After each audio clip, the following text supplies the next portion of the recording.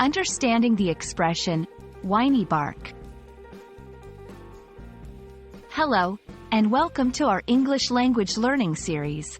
Today, we're going to explore a fascinating English phrase, whiny bark. If you've ever been around dogs or watched movies with them, you might have come across this expression. But what does it mean when we transfer it into human communication?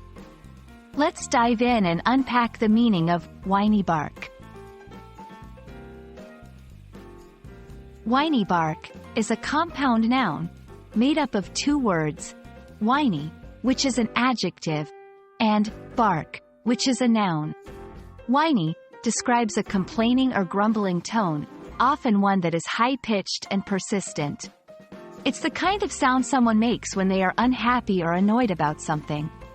On the other hand, bark refers to the sound a dog makes. When combined, these two words can be used to describe a person's tone or manner of speaking that is similar to a complaining dog, persistent, annoying, and often high-pitched. It's not a literal bark, of course, but a metaphorical one.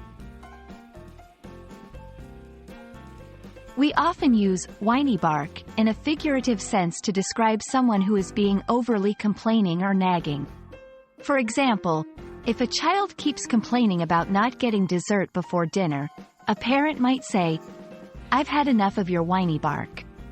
It's important to note that this phrase can be seen as informal and sometimes derogatory, so it's best used in a casual setting and with people who understand the context and your intent.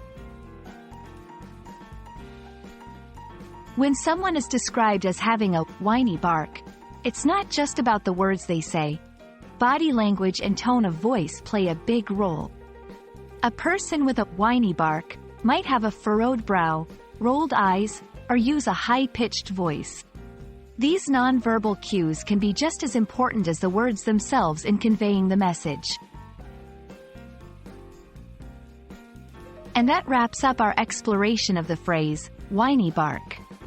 Remember, language is not just about words. It's also about how you say them and the context in which you use them. We hope this video has been helpful in understanding this interesting expression and how it can be applied in everyday English.